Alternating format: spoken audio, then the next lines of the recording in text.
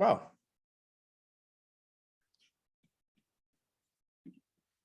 A lot of people engaging in the process. I'm very happy to see that.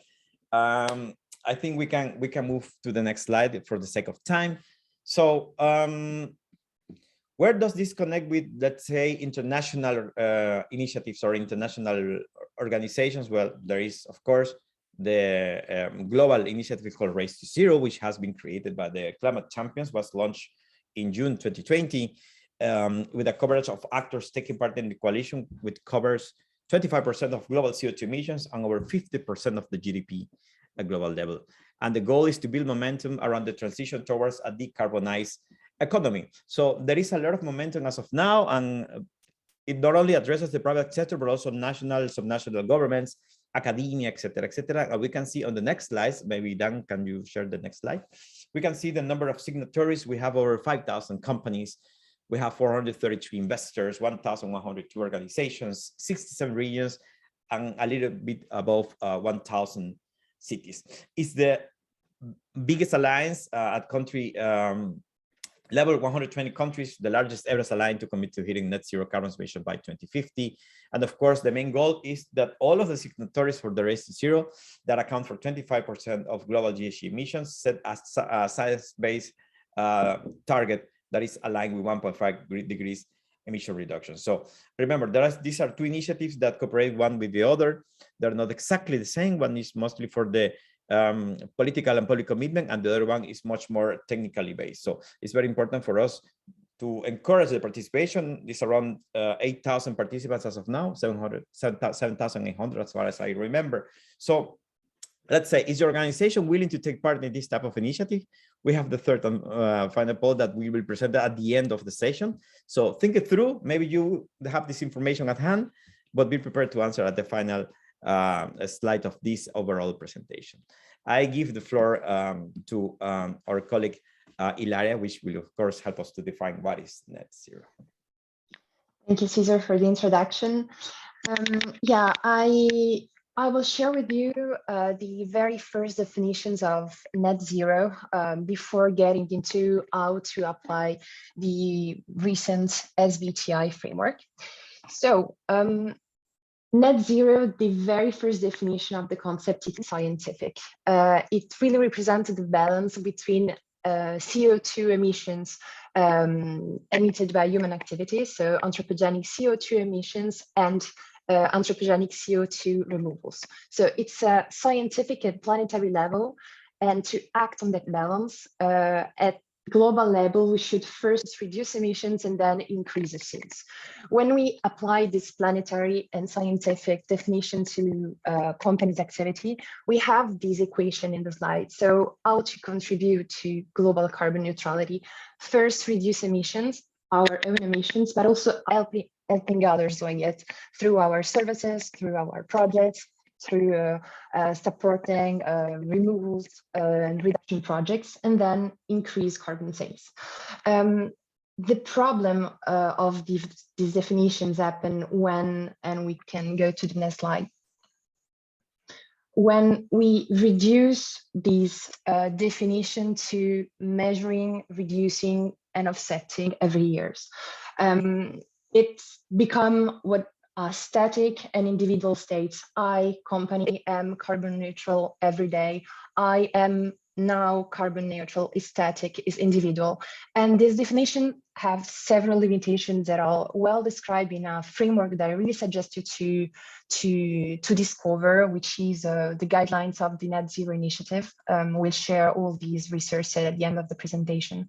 And it's mainly three big limits. The first one is that when we have the possibility of achieving net zero emission every year, we are losing sight of the real curve of emission reductions. Are emissions really getting lower, or are emissions keeping to be the same or even getting higher? We are really hiding that first and main part of the net zero strategy. And then the second problem is that the possibility of offsetting worldwide today is lower than carbon emissions. In France, for example, is only 10%. So offsetting emissions is not for everyone and can't be considered the only solution to have a large scale. And third, there's a message that passes with this measure, reduce, offset equation, is that with monetary flows, by paying carbon credits, we can solve or avoid what it's something that is really physical, that it's climate risk. And this is certainly something that do not do not trigger the actual reductions activity of companies. So how do we pass from this static and individual states or something that is different, something that is dynamic, something that is collective?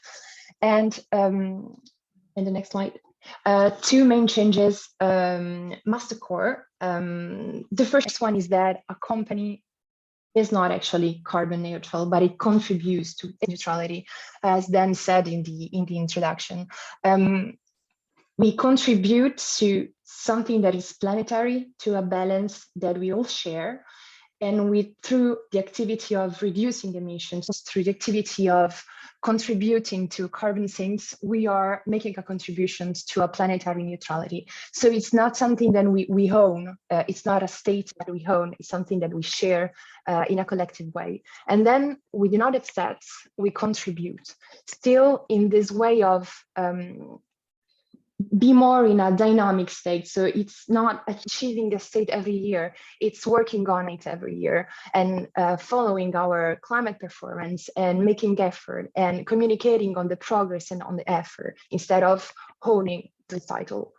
In this report, 5 main principles resume this, I would say, translation of the only scientific definitions of neutrality that we have, which is a planetary one to the activity of the company. The first one is that, as I told you, carbon neutrality is global, is planetary. The company can contribute to it, but it's not a state that it can own. We all depend on someone else's activity. Our activities have impacts on others. So it's really important to bring the activity of the company back into an ecosystem and share the goal of achieving carbon neutrality.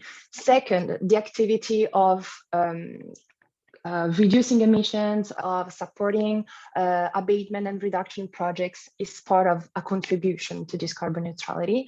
And emission reductions and what we call negative emissions, so the -1 tons of CO2 that we get when you pay a carbon credit, cannot be summed. It's not +1 and -1. It's 2 completely different pillars of the same net zero strategy.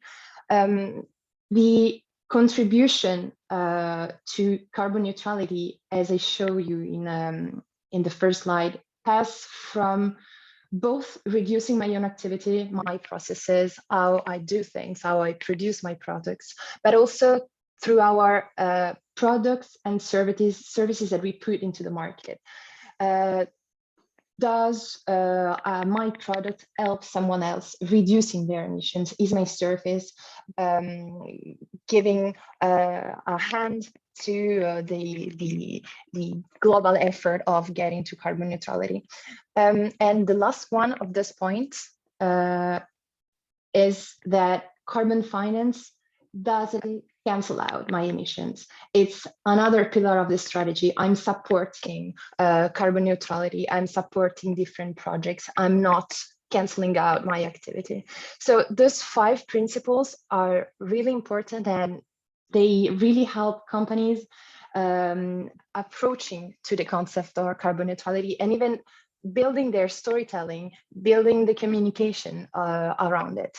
So I really suggest you to have a look to this framework, and we'll getting now deeper into the concrete application of all those concepts, and then we will get back again to the challenges that companies are today facing when approaching carbon neutrality and also communicating on it. We all know that the shadow of greenwashing is always behind the corner, so we will get to that very soon.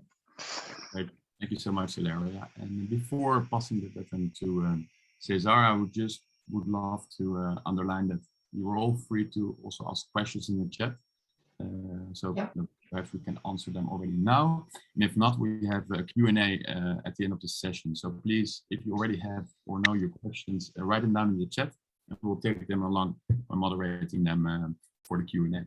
But enough about the questions. We'll get back to them later on.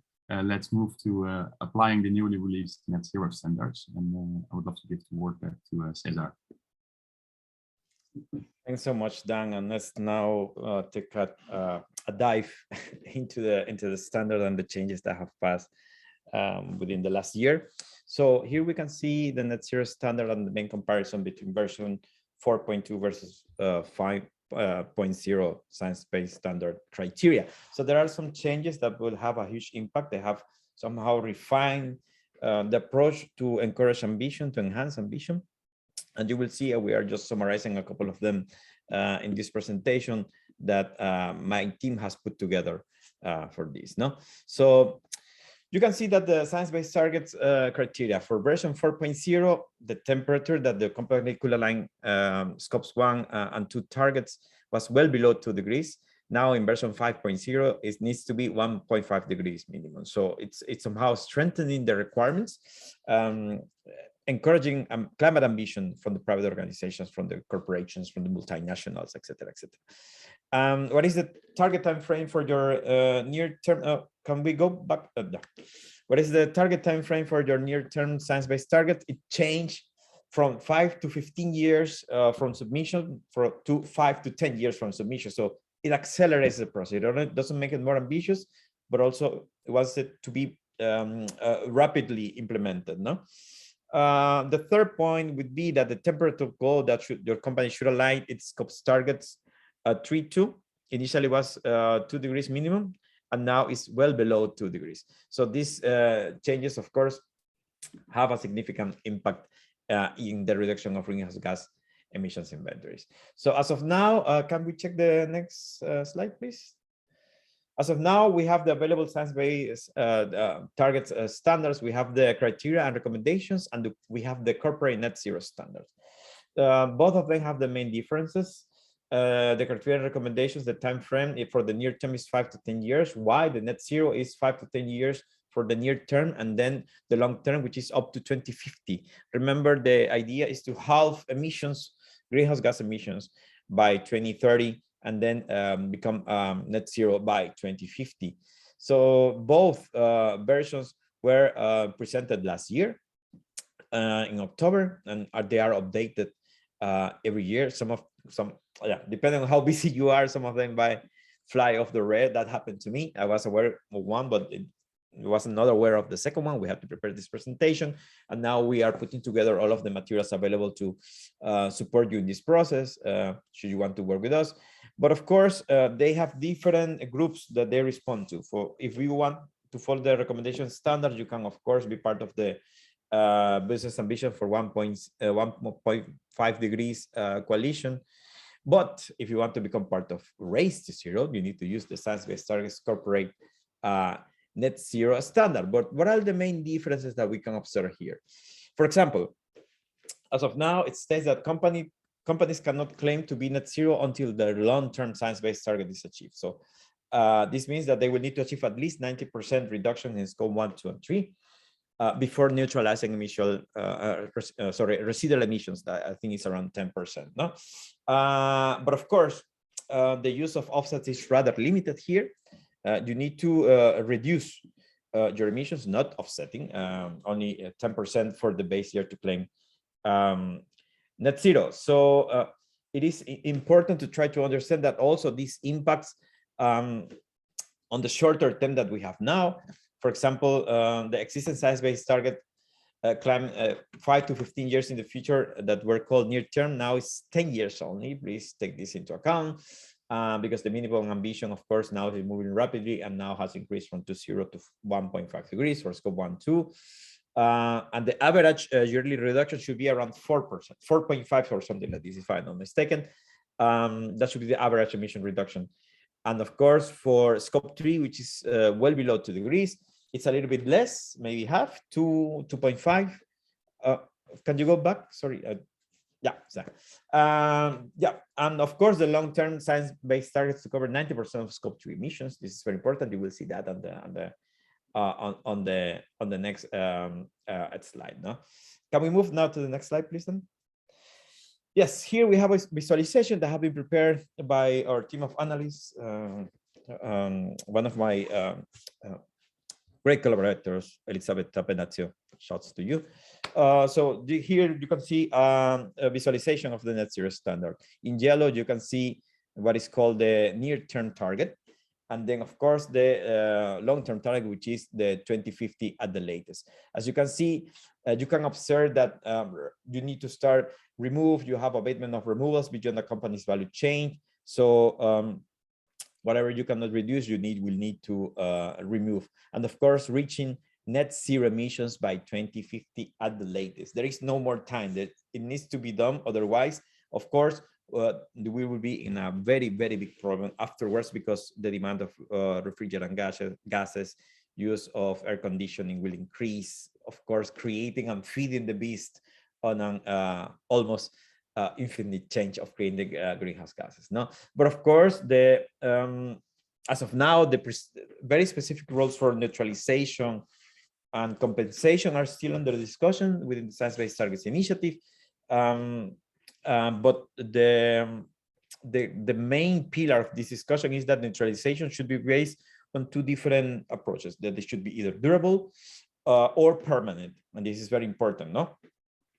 And of course, now the science-based targets is continuously enhancing and mobilizing, increasing the ambition of their targets. No, next slide, please. So you are an organization, but are you ready to set your science-based targets? Let's see. So first, you need to complete a very recent greenhouse gas emissions inventory, and it's very important to highlight that the baseline could be no earlier than 2015. Remember, this is very important. Secondly, you need to commit at company's level. You need to take into account if you are a parent company or if you are a subsidiary. And there, of course, one option for SMEs, but this one has let's say, a faster process, easier, less complicated. You need to have near-term target vision, and of course, an ambitious temperature goal. And you need to cover all of your scopes, scope 1, scope 2, and scope 3. But of course, on top of that, you have the Science-Based Targets Corporate Net Zero Standard, long-term target vision, long-term temperature goal, and long-term scope coverage. It is very important for you to understand that all of these criteria needs to be merged together, and you need to screen yourself with the help of an external consultant such as us, and we can assist you in this process accordingly. Next slide, please. Now, what are the specific emission sources that you need to tackle? Of course, we have scope 1, scope 2, and scope 3. If you are not familiar with this type of emissions, the explanation is quite visual here, but I will add some detail. For scope 1, there are direct emissions based on your own operation, but for the consumption of either fossil fuels or leakages from refrigerant gases, company vehicles, the use of fossil fuel by company vehicles, etc., etc. Scope 2 is directly related with everything that is distributed through the grid, either heating or electricity, purely, mostly electricity, but some companies do purchase heat from the grid. And then, of course, we have scope 3, where you have upstream, which is everything that flows towards your organization. And then you have downstream, that is everything that leaves your organization. Let's say from cradle to gate, and then gate to customer, let's call it like that. No? And you need to assess all of these three different scopes. Of course, for scope 3, not all of the categories are relevant for the organization, but you need to tackle those which are representative in the volume of emissions of your organizations specifically. In order to do this, a scope 3 screening is highly necessary. Next slide, please. So what happens when you set a near-term science-based target? Of course, the requirements, depending on scope, are different. For scope 1 and 2, you need to reduce up to 95% of your total scope 1 and 2 if you want to align to the 1.5 degrees ambition. So this, why is this important, 95%? Because this also resonates with the concept of materiality that is included, for example, with the GHG protocol with the ASO 40064, where at corporate level, materiality is normally 5%. Unlike a facility level, when you are a bigger corporation, facility level materiality is defined, I don't know, 6-7%.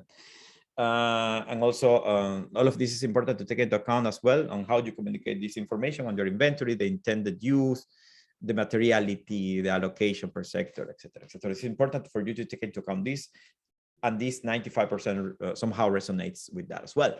Now let's move to scope 3. For scope 3, you need to set targets covering at least 67% of your scope 3, aligned to well below 2 degrees scenarios. No longer 2 degrees, but well below 2 degrees scenario.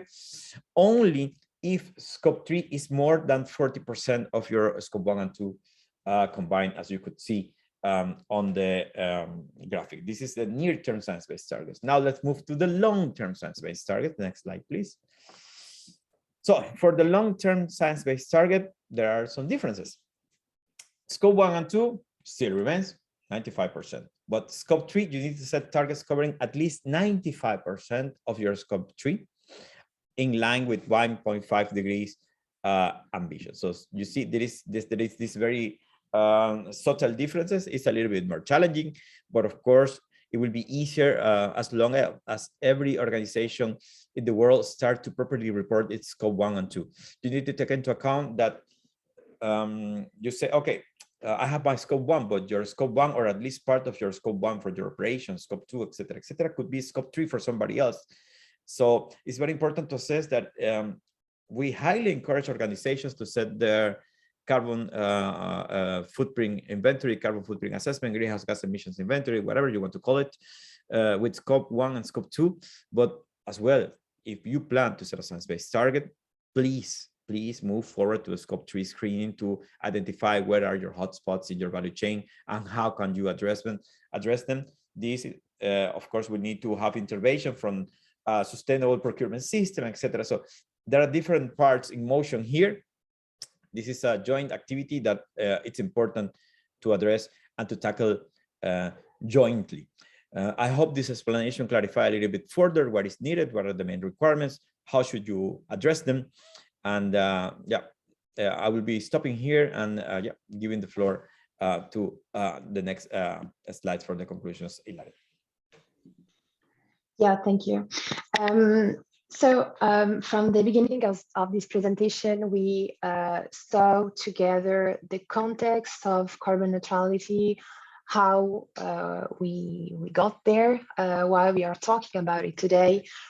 We talked about the definitions, the origin of the definitions of carbon neutrality according to science, and how could we realign companies' approach to neutrality to science. For the conclusion, we wanted to share with you some of the biggest challenges that the companies are facing in approaching carbon neutrality, in communicating about carbon neutrality, in adapting those concepts and those targets to the company activity. And some months ago, we had a call like this one, a conversation very similar to this one in the French B-Lab. And the main challenges that companies share with the community was kind of those four that I'm resuming in the slide. So the first one is really understanding. If the concept is flow, is not clear, if it's hard to integrate it within the DNA of the company, it won't work. The real first challenge as in targets is understand its meaning and try really to match it with the climate and business strategy of the company. Try to put these all together. The second one is the balance and the timing.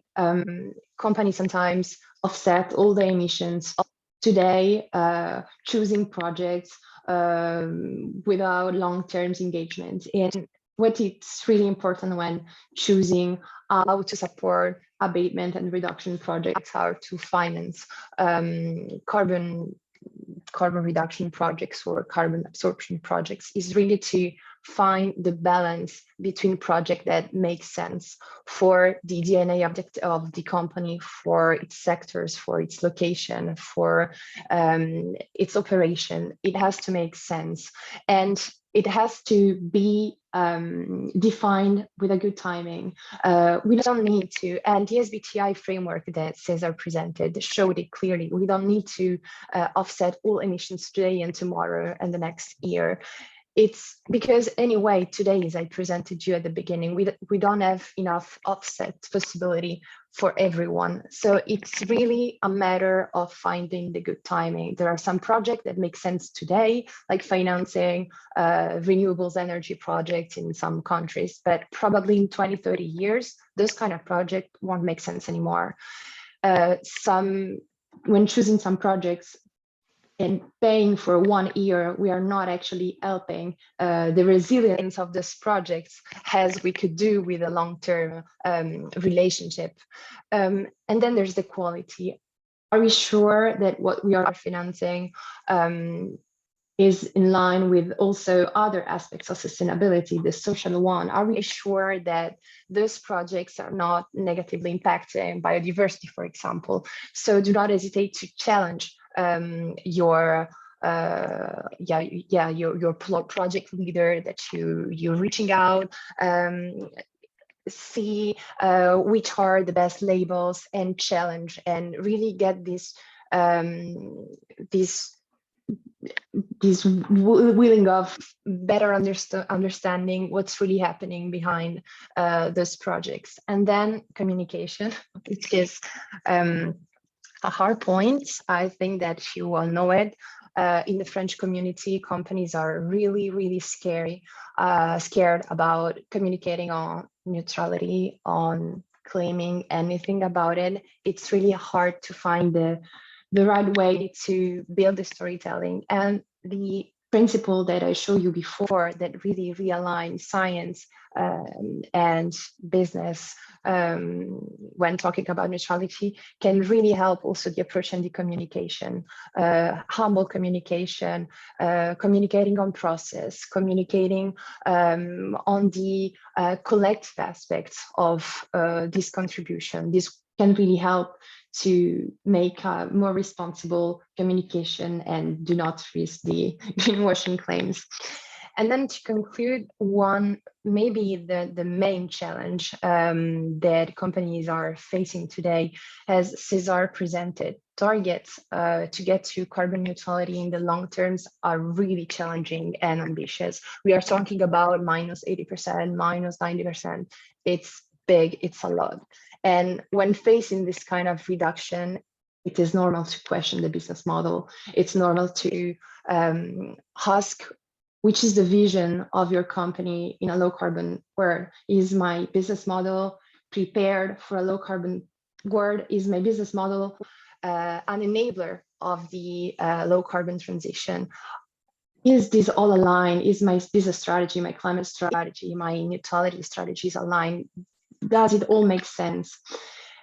And this is often the biggest challenge and the biggest question. And I'm sure, and I'm really glad that the big community is open up the discussion.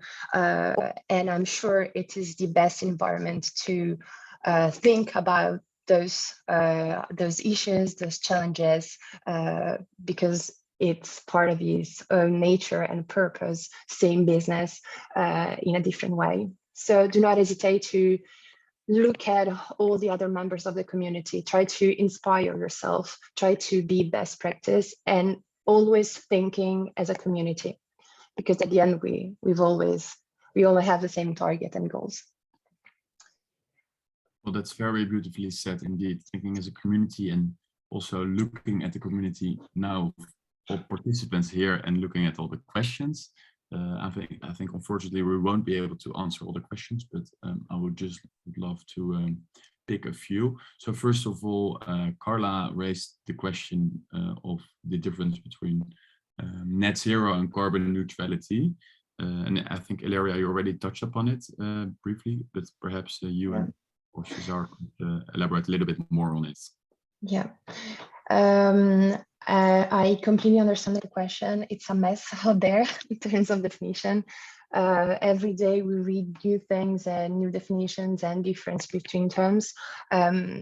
What we are aligned to at Utopie and in the B French community is with the IPCC definitions that really says that net zero and carbon neutrality is the same thing. We are always talking about this balance between emissions, anthropogenic emissions and anthropogenic sinks.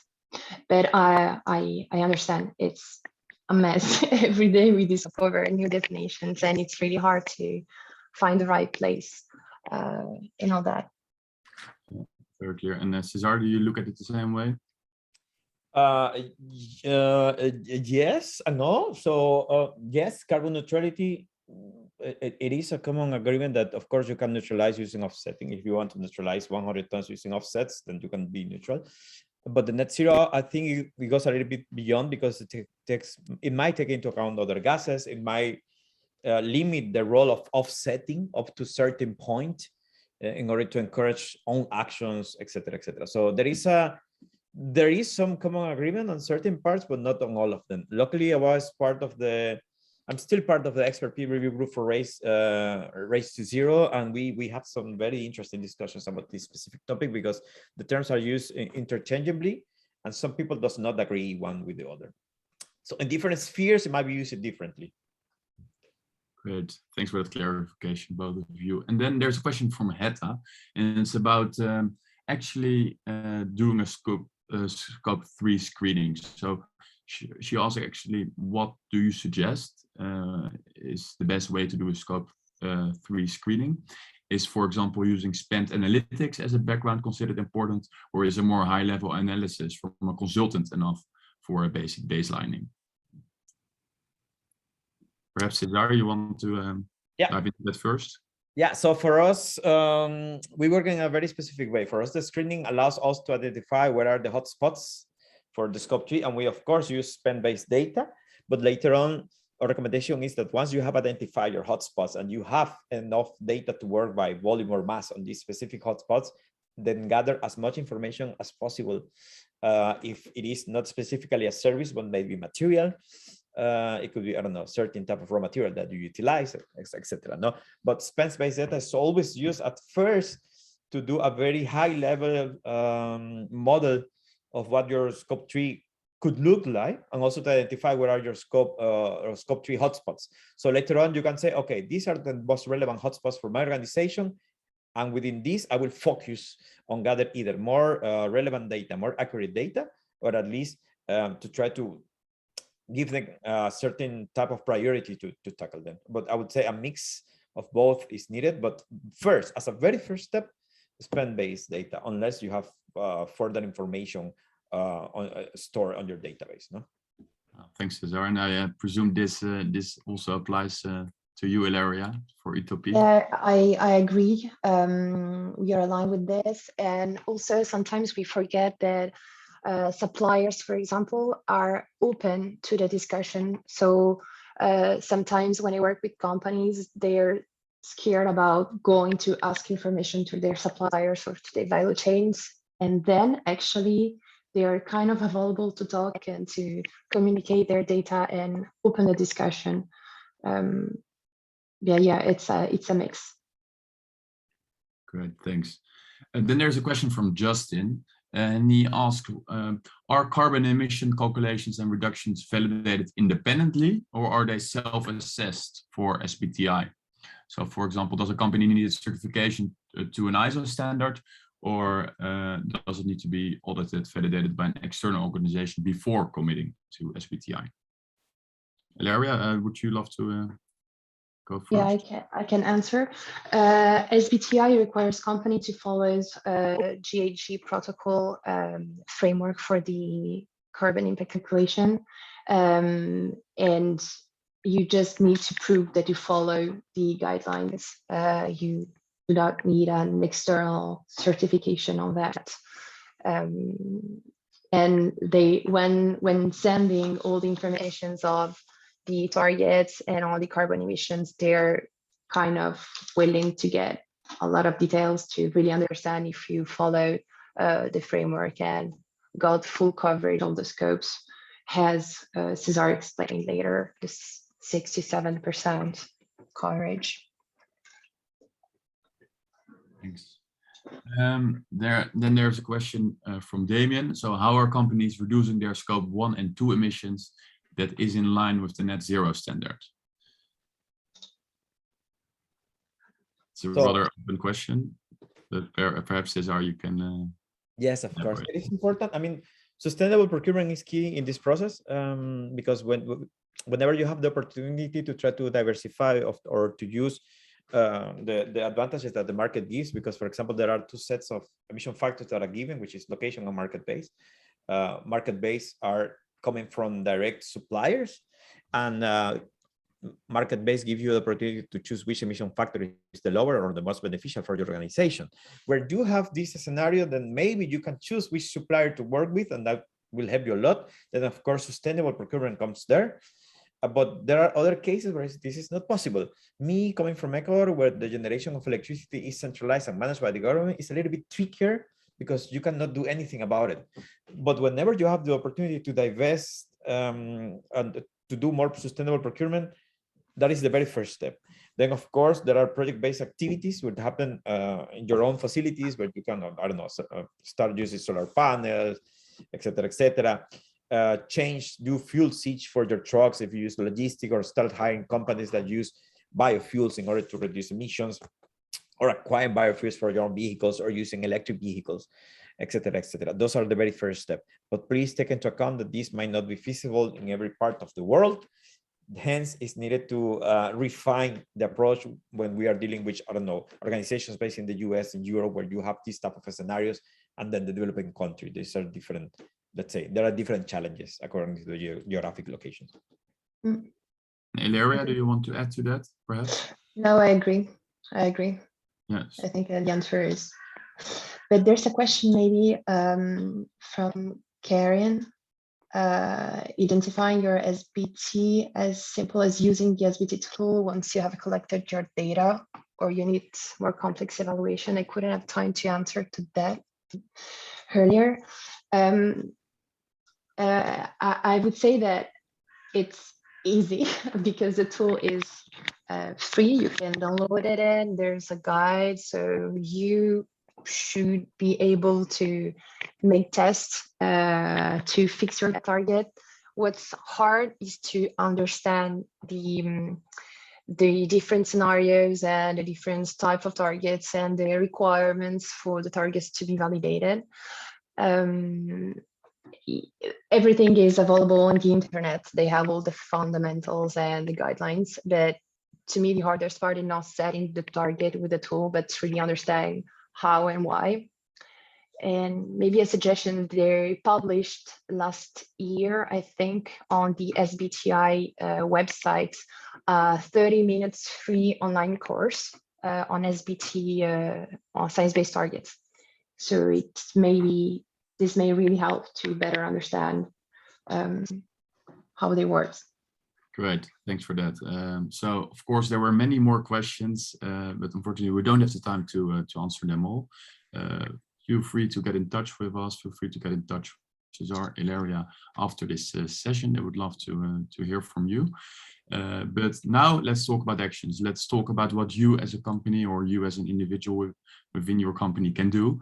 So after learning everything about net zero and how to get there, it is time to get to action. In the following 3 slides, I will share the most important resources which will help you act, manage, and advocate for change. So first of all, it's your job to act. So commit to net zero and also follow through with meaningful actions. This is something which seems more difficult for large companies lately, as research suggests, because according to those sources, world's biggest firms are currently failing over the net zero claims, showing the importance of coming through with real actions. Secondly, use a justice lens when planning how to decarbonize your business by 2030. So this resource, which I will send the link beginning of next week. This research is created by B-Lab, the COP26 Climate Champions team, Provoc, and the School Center for Social Entrepreneurship at the University of Oxford. And this is a practical guide that can help you understand the intersection of climate action and social justice, and advance the justice center approach to this climate action. And thirdly, We can only make net zero and responsible business behavior mainstream if we also spread the word and broadcast your business as a force for good, as we say at B-Lab within our B Corp movement. So please share your climate action stories wide and about. Then when looking at managing your impact, first of all, on a more general level, of course, you're always able to use our B Impact Assessment tool, which is free and open to use for everyone and can help you to manage your impact, not only on the environmental level, but also on the social level. So this tool is focused, is used by more than 150,000 companies worldwide. So not only the 4,600 B Corps, which we have in the community, but more than 150,000 companies use this tool already. The same holds true for the SDG Action Manager, which is used widely and can help you to track your progress on the global goals. But most relevant to the topic of today are our B Climate tools, which we have all collected in one tool database. And the B Corp Climate Collective has partnered with Oxford University to create this tools base. And this is a set of tools to guide you on the path towards achieving net zero emissions by 2030, while taking a human-centered, climate justice-oriented approach, which I just talked about before. So these tools will help you in tracking carbon footprint and greenhouse gas emissions, refining your climate justice approach, reducing your own emissions and emissions in your value chain, and also help you identifying offsetting projects, reporting your progress, forming partnerships, and much more. Then last but not least, of course, there's also a lot of work to be done on the public policy level. So therefore, B-Lab as an organization as a non-profit organization, I must say, has set up the Interdependence Coalition. So this Interdependence Coalition is all about setting out to change company law at the European level, so we can truly unleash the power of business to be a force for good. But influencing policy across the region is a long-term ambition that will require time, evidence, and strength in numbers. So therefore, we all really invite you to also take part in this coalition and help this accelerate even faster. So with all these resources, we have come to the end of today's special masterclass on climate, B Corp Month edition. So next week, in the beginning of next week, I will share the slides, I will share the recording of this presentation, and I will share the resources which we have just talked through. But I will not only share our B Corp Climate Collective resources, Cesar and Ilaria have also been very kind enough to also add to that database with some more, also some specific and very useful tools and best practices which you can use. So hopefully this will help you to get to action. I would love to thank you all for being here, and once again, thank you so much, Cesar. Thank you so much, Ilaria, for your interesting presentations. Thank you to you all. Thank you for having us. Happy to be here. Yeah, wish you a nice day. Bye-bye. Bye. Bye-bye.